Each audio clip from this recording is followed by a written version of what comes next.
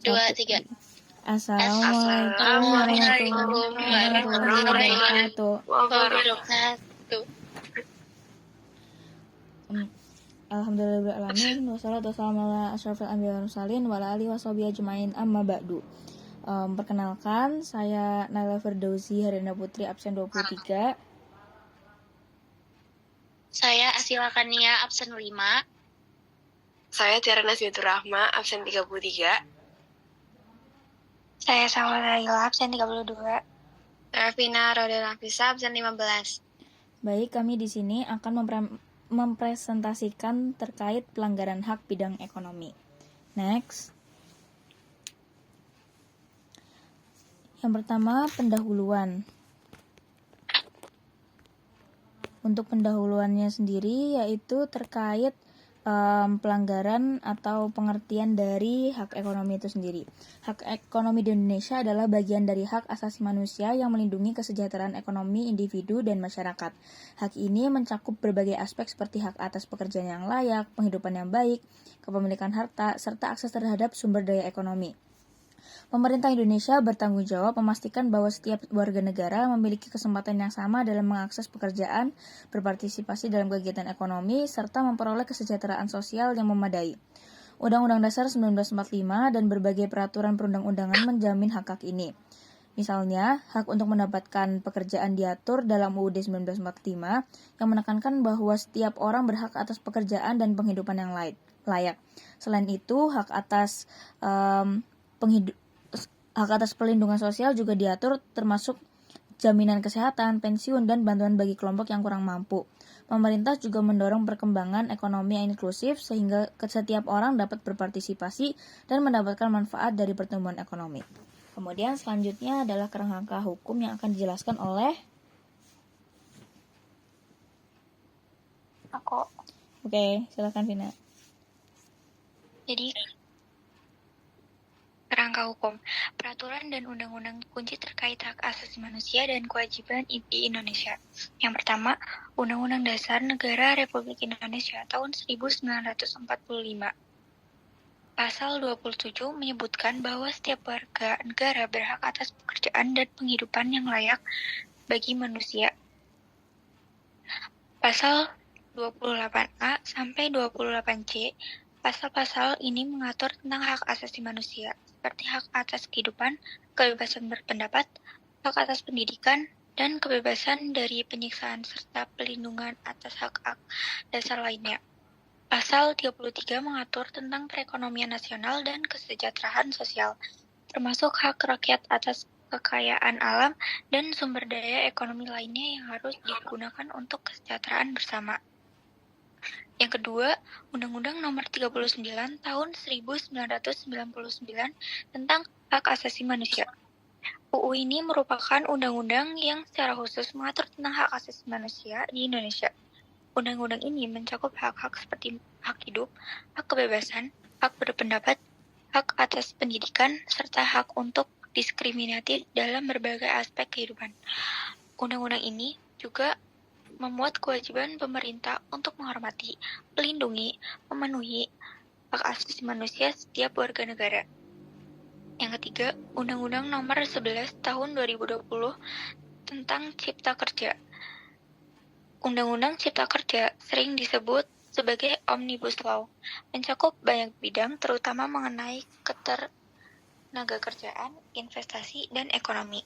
Undang-undang ini bertujuan untuk mempermudah perizinan usaha dan menarik investasi, namun juga telah menimbulkan kontroversi terkait dengan pengurangan perlindungan hak-hak buruh. Salah satu poin kritisnya adalah perubahan aturan terkait PHK, pesangon, dan jaminan sosial yang mempengaruhi hak-hak tenaga kerja.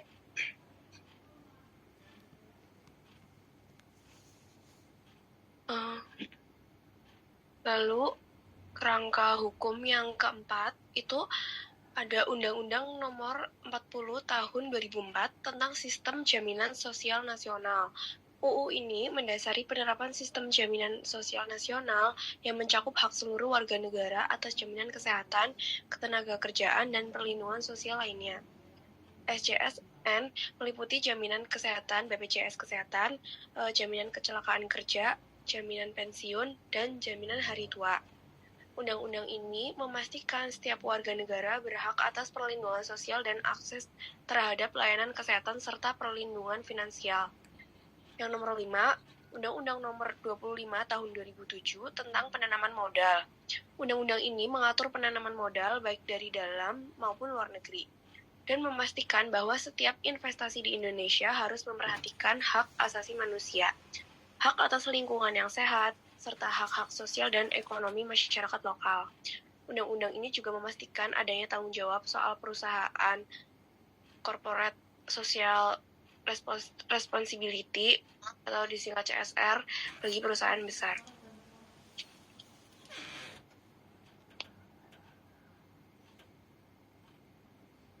Terus ada contoh pelanggaran hak dan pengingkaran kewajiban yang terjadi saat kasus korupsi dana bantuan sosial Bansos COVID-19. Pelanggaran hak pada tahun 2020, kasus korupsi yang melibatkan mantan Menteri Sosial Juliari Batubara mencuat terkait dengan pengadaan bantuan sosial bagi masyarakat yang terdampak pandemi COVID-19. Dana yang seharusnya disalurkan kepada warga miskin diambil untuk kepentingan pribadi dengan nilai korupsi mencapai puluhan miliar. Terus ada pengingkaran kewajibannya adalah pemerintah harusnya menyalurkan bantuan kepada masyarakat yang berhak sebagai bagian dari kewajiban mereka untuk memberikan perlindungan sosial. Korupsi ini menyebabkan hak rakyat atas bantuan selama masa kritis terabaikan, memperparah kondisi ekonomi masyarakat yang sudah terdampak. Terus ada contoh penegakan kewajiban dan tanggung jawab sosial. Terus penegakan kewajiban dan tanggung jawab sosial di Indonesia itu ada program Jaminan Kesehatan Nasional JKN oleh BPJS Kesehatan. Kasusnya pemerintah Indonesia melalui Badan Penyelenggaraan Jaminan Sosial BPJS Kesehatan memperkenalkan Jaminan Kesehatan Nasional atau JKN yang memberikan akses kepada layanan kesehatan yang terjangkau dan merata bagi seluruh masyarakat Indonesia. Program ini bertujuan untuk mengatasi disparitas layanan kesehatan antara kota dan desa, serta antara warga kaya dan miskin. Terus penegakan kewajiban, program JKN telah memberikan akses kepada lebih dari 222 juta peserta termasuk kelompok miskin yang sebelumnya tidak mau membayar biaya kesehatan. Ini mencerminkan kewajiban pemerintah untuk memberikan perlindungan sosial dalam bentuk layanan kesehatan yang setara bagi seluruh lapisan masyarakat. Dampak dan konsekuensi. Yang pertama ada ekonomi, itu ada kerugian finansial, inefisiensi, penurunan investasi. Terus ada sosial, ketidakadilan, kehilangan kepercayaan. Terus ada politik, instabilitas, dan pelemahan institusi. Terus yang terakhir ada konsekuensi jangka panjang, pembangunan terhambat, budaya korupsi. Yang terakhir, tantangan dan solusi. Hambatan atau tantangan bisa berasal dari faktor budaya, kendala politik, maupun rintangan yang berasal dari aparat penegak hukum kita sendiri.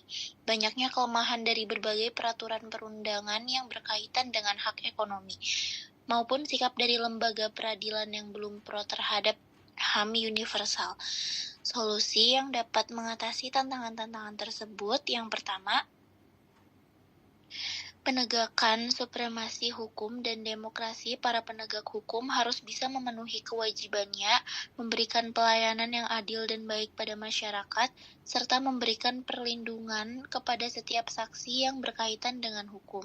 Yang kedua, mengoptimalkan peran lembaga. Pemerintah bisa mengoptimalkan peran lembaga di Indonesia untuk menyelesaikan pelanggaran hak dan kewajiban. Yang ketiga, pengawasan dari masyarakat. Masyarakat harus berpikir kritis dan berani mengungkapkan ke publik ketidakadilan yang dilakukan oleh para pemegang kekuasaan.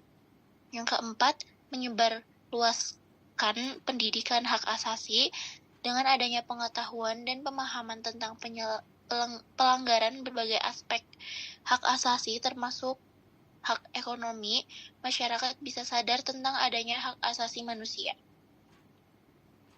Baik, untuk kesimpulannya adalah masih banyak kasus pelanggaran hak di Indonesia, terkhususnya pada bidang ekonomi. Kasus kemiskinan dan minimnya dana bantuan yang masuk karena pelanggaran hak ekonomi menyebabkan membludaknya kesenjangan masyarakat secara ekonomi, sehingga terjadi kesejahteraan yang menurun bagi masyarakat, terutama kalangan menengah ke bawah. Oleh karena itu, diharapkan pemerintah pusat memberikan fokus terlebih pada proses penyaluran dana supaya dapat tersalurkan secara tepat pada pihak yang dimaksudkan. Baik, sekian dari kelompok kami. Apabila ada perkataan yang salah atau kurang berkenan, kami minta maaf. Sekian. Wassalamualaikum warahmatullahi wabarakatuh.